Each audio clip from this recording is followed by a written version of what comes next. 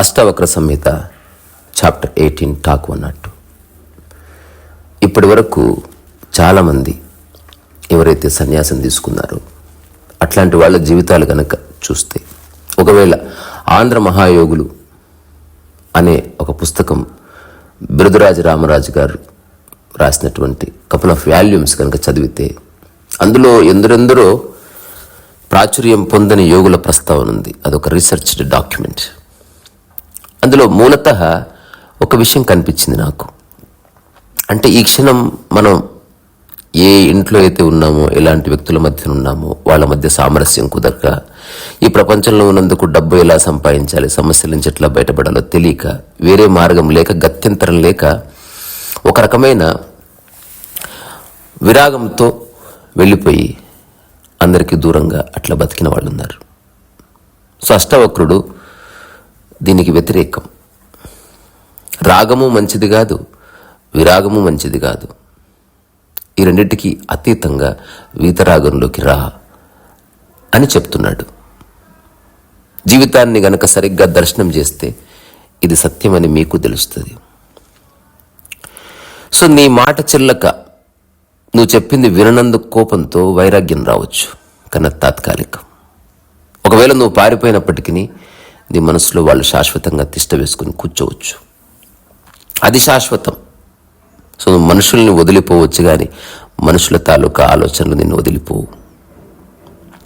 So అష్టావక్రుడు చెప్తున్నాడు, సమస్యలు ఉన్నాయి ప్రపంచంలో ఉన్నందుకు. ఒకవేళ నువ్వే కుక్కగాను పిల్లిగాను పుట్టింటే ఏ సమస్యలు లేవు. సమస్య అంటే ఏమిటి? ప్రపంచమే సమస్య. డబ్బు ఒక సమస్య, పేరు ప్రఖ్యాతులు ఒక సమస్య, ఏదో సాధించాలనుకున్న ఒక సమస్య, అనుకోకుండా ఖర్చు ఎక్కువైంది, అప్పయింది ఒక సమస్య, మొహమాటం ఒక సమస్య, భేషజం ఒక సమస్య, రకరకాల విషయాలు. మనిషి ఒక సమస్య, మానవ సంబంధం ఒక సమస్య, ఉద్యోగం ఒక సమస్య, ఆహారం దాని యొక్క మూలం అర్థం చేసుకోకపోతే శరీరం ఒక సమస్య, పుట్టుకొక సమస్య, మరణొక సమస్య. సో మనిషి రకరకాల సమస్యలు అనుభూతి చెందుతున్నాడు, కాదనడానికి ఏమీ లేదు. కానీ జీవితాన్ని సరిగ్గా దర్శనం చేసుకోకపోవడం వల్ల, జీవితం యొక్క ప్యాటర్న్ అది అర్థం చేసుకోకపోవడం వల్ల తనకు తానే ఎన్నో చిక్కుముళ్ళు వేసుకుంటున్నాను అన్నది ఒక సత్యం. ఇది మీరు ఒకసారి క్రాస్ చెక్ చేసుకోండి. ఎవరో చెప్పారని నమ్మవలసిన అవసరం లేదు. అసలు సమస్య ఎక్కడి నుంచి వస్తుంది? మన జీవన విధానం నుంచే సమస్య పుడుతుంది, మన అవసరాల నుంచే సమస్య పుడుతుంది. ఒక విషయాన్ని సరిగ్గా అవగాహన చేసుకోకపోవడం వల్ల సమస్య పుడుతుంది. అదర్వైజ్ సమస్య ఉందా? అష్టావక్రుడు ఈరోజు ఈ అంశాల యొక్క మూలం వైపు ఈ సూత్రంతో మనకు పరిచయం చేస్తున్నాడు, తీసుకెళ్తున్నాడు. చూద్దాం. మీరు ఈ సూత్రాల్ని సరిగ్గా ఆకలింపు చేసుకోండి. ప్రశాంతమైన మనసుతో దాని యొక్క అర్థాన్ని, అంతరార్థాన్ని ఒడిసి పట్టుకోండి. ఇది నాకు వర్తిస్తుంది. ఉన్న చోటే విముక్తి ఉంది, ఉన్న చోటే మోక్షం ఉంది. ఎక్కడికో పోనక్కర్లే. అంతులేని సమాచారాన్ని నువ్వు సంపాదించుకొని మెదడులో పెట్టుకోనక్కర్లే. హఠయోగాలు అక్కర్లేదు, మొండిపట్టక్కర్లేదు, భీష్మించు కూర్చుని సంకల్పాలు చేయవలసిన అవసరం లేదు. అదంతా నీ మనసుతో నువ్వు చేస్తున్న పోరాటమే అని తెలుస్తుంది. తెలిసినప్పుడు సో అష్టావక్రుడు అంటున్నాడు, పరిగ్రహేషు వైరాగ్యం ప్రయో మూఢస్య దృశ్యతే దేహే విగలితాశస్య క్వ రాగః క్వ విరాగత. క్వ రాగః క్వ విరాగత. రాగము విరాగం ఈ రెండు ఒక్కటే. మొదట అంతులేని ప్రేమ, అభిమానం, మమకారం, మమత. ఇప్పుడు హఠాత్తుగా అన్నీ విరిగిపోయాయి. అంటాం కదా, యు బ్రోక్ మై హార్ట్ అంటే మొదట అతికిందనా, లేదా మొదట అది విరిగిపోకుండా ఉందనా, లేదా are you saying you broke my thought? There is no broke my heart. ఆలోచన బ్రేక్ అవ్వడం ఉంది. ఆలోచనే నిన్ను రకరకాలుగా బ్రేక్ చేస్తూ ఉంది. సో పరిగ్రహేషు వైరాగ్యం ప్రయో మూఢస్య దృశ్యతే దేహే విగలిత శస్య క్వ రాగ క్వ విరాగత.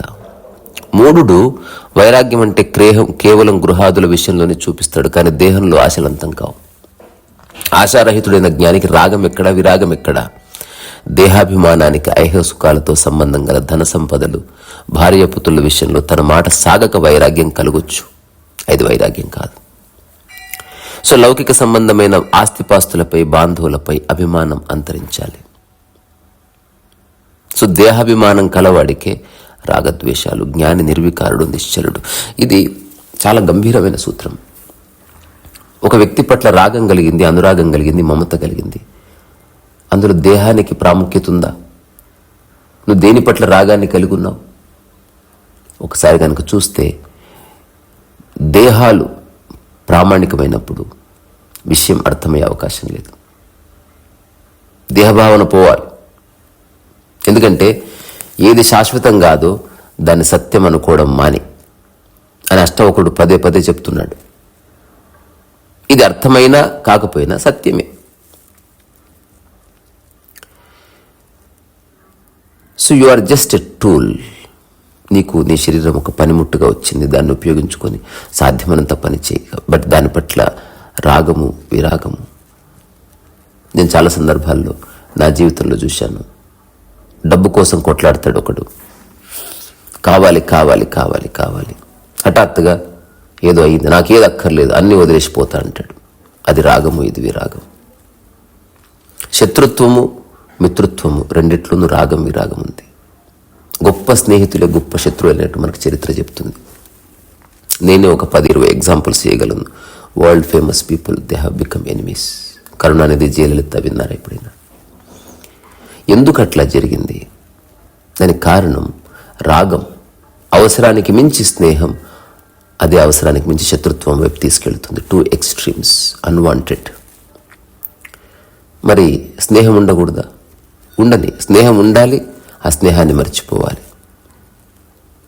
శాశ్వత స్నేహం ఉండటానికి వీల్లేదు.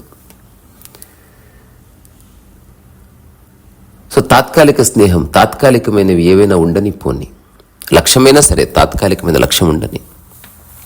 శాశ్వత జీవిత లక్ష్యాలు మనిషిని ఇబ్బంది పెడతాయి. సో ఏదేమైనా అష్టవకుడు ఏం చెప్తున్నాడు? బంధం అంతరించాలి.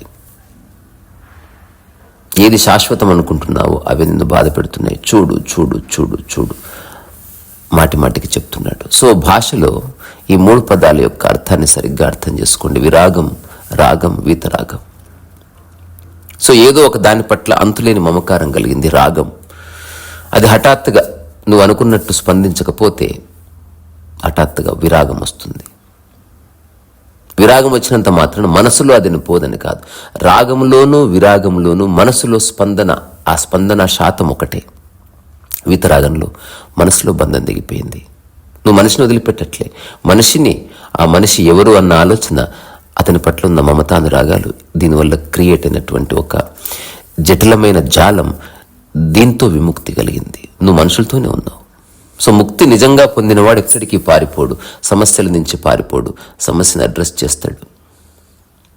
నా దగ్గరికి చాలామంది వస్తారు. వచ్చినప్పుడు నేను చెప్తాను, ఏదైనా సమస్య చెప్పినప్పుడు మీరు సత్యం చెప్పడం మొదలు పెట్టండి. కుటుంబంలో భార్యకి, పిల్లలకి, ఇది నా సంపద, ఇది నేను ఇంతే సంపాదిస్తాను, భేషజాలక్కర్లేదు, మీరు యవ్వనంలోకి వచ్చే వరకు చూసుకోవడం నా బాధ్యత, ఆ తర్వాత మీరు ఎంత లగ్జూరియస్గా గడపండి, ఇప్పుడు నా పరిస్థితి ఇంతే, నేను ఐమాక్స్ థియేటర్కి తీసుకెళ్ళలేను. వాళ్ళ కోపం రావచ్చు, కానీ సత్యం. నువ్వు అబద్ధం చెప్పి వాళ్ళని తాత్కాలికంగా ఒక హోప్ ఇచ్చి ఆ తర్వాత నువ్వు అభాస్ పాలవడం ఎందుకు?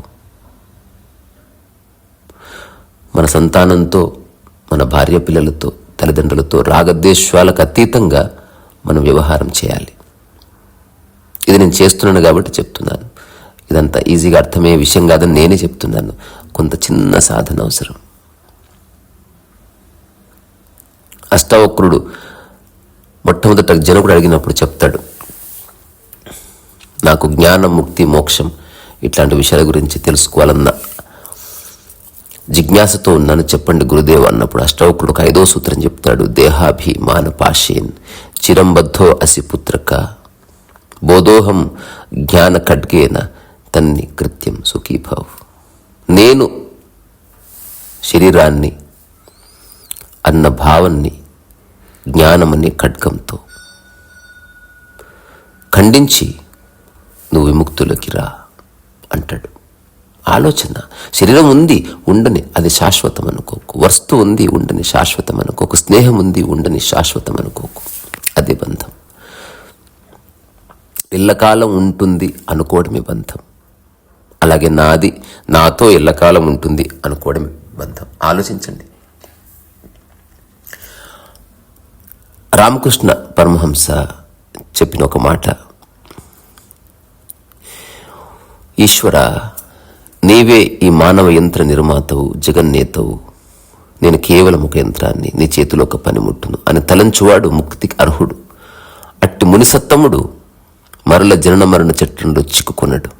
అంటే పూర్తిగానే ఆలోచన ఏది లేదు. ఎట్లయితే శ్వాస వస్తూ పోతుందో ఆలోచన నిర్మితమై మళ్ళీ అది అంతం అవ్వాలి. ధ్యానం యొక్క స్థితిలో ఎగ్జాక్ట్లీ అలాగే జరుగుతుంది. ఏ ఆలోచన కొనసాగింపు ఉండదు, ఎప్పటిదప్పుడే భోజనంలాగా. సో ఇక్కడ ఎలాగైనా తీసుకో, ఏదో ఒక అల్టిమేట్ ఫోర్స్, ఎనర్జీ ఉంది, ఈశ్వరుడు. అది శాశ్వతం అనుకో, మిగతా దాన్ని వదిలేయి.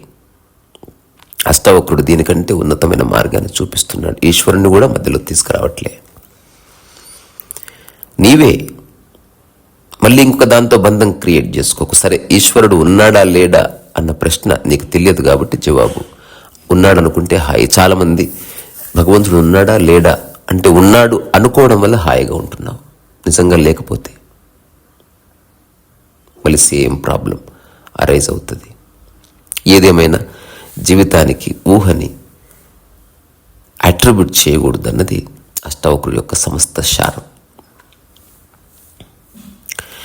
సో మనిషి అన్నిటినీ వదులుతున్నాడు, కానీ నిజంగా వదలట్లే, మనసులో పట్టుకున్నాడు. ఇదే వైరాగ్యం అంటే. రాగం అంటే పట్టుకొని ఉన్నాడు, పట్టుకొని నాతోనే శాశ్వతంగా ఉండాలనుకుంటున్నాడు. ఇది రాగం అంటే. వీతరాగం అంటే పట్టుకున్నాడు చేయితో, కానీ మనసులో పట్టుకోలే. అద్భుతం ఈ సూత్రం. ఆ తర్వాత అష్టావకుడు చెప్తున్నాడు,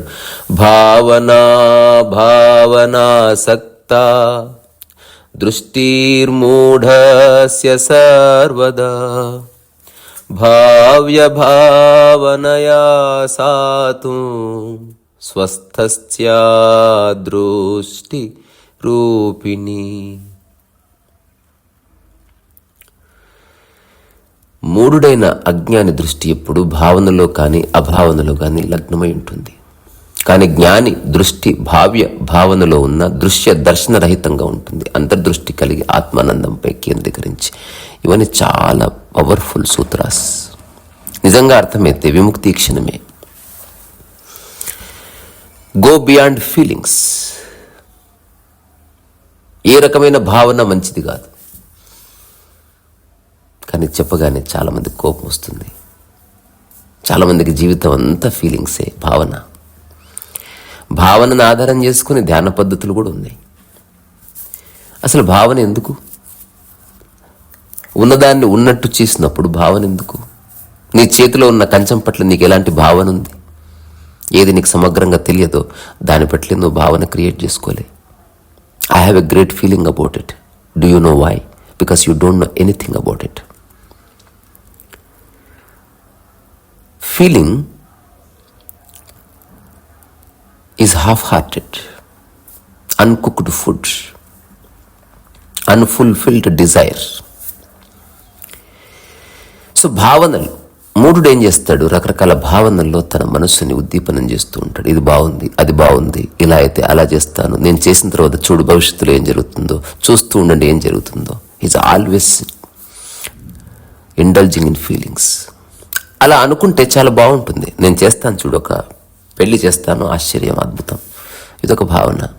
నీకేది సాధ్యమో అది చేయబోయి నీ తొక్కలో భావనలన్నీ తీసి బొందబెట్టు. ఇలా అన్నాం అనుకో, కోపం వస్తుంది. అంటే భావించుకునే స్వేచ్ఛ కూడా లేదా, ఊహించుకునే స్వేచ్ఛ కూడా లేదా అంటాడు. ప్రతి పనికి మాలిన దానికి స్వేచ్ఛ ఉన్నప్పుడు భావించుకోవడం ఎందుకు?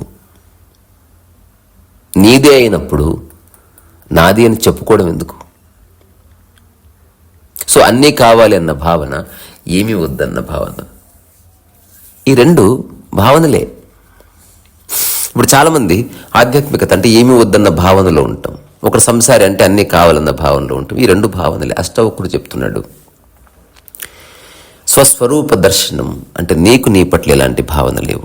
ఆ సందర్భంలో ఏది నీ ఎదురుగా వస్తుందో దాన్ని అడ్రస్ చేస్తావు, అక్కడితో బాధకతం. ఏది ఎట్లా చేయాలో అట్లా చేస్తాడు, ఏ భావనలు లేవు, ఏ ఫీలింగ్స్ లేవు. He's beyond good and bad. చాలామంది ఈ ప్రపంచంలో అవగాహన రాహిత్యం వల్ల ద్వంద్వము యోగికి ఉండవు అన్న దాన్ని తప్పుగా అర్థం చేసుకోవడం వల్ల చాలా విక్షిపతులు వచ్చాయి. దీన్ని సరిగ్గా అర్థం చేసుకునే కారణంగా చాలామంది పరమహంసలు అయిపోయారు, యోగులు అయిపోయారు. అట్లా యోగులుగా కీర్తించబడ్డారు. యోగి అంటే విచక్షణ లేనివాడు కాదు, పట్టు లేనివాడు, ఇలాగే ఉండాలని పట్టనివాడు. సో తద్వారా ఒక విషయం చెప్పాలనుకుంటున్నా, పిచ్చివాడు యోగి కాదు, యోగి పిచ్చివాడు కాదు, పిచ్చివాడు పిచ్చివాడే, యోగి యోగి. సో భావన అంటే ఏమిటంటే మన కంటికి కనిపించని విషయాన్ని మనసుతో భావించి దర్శించడం. అంటే you are looking at imagination, ఒక ఊహని దర్శనం చేసుకోవడం భావన.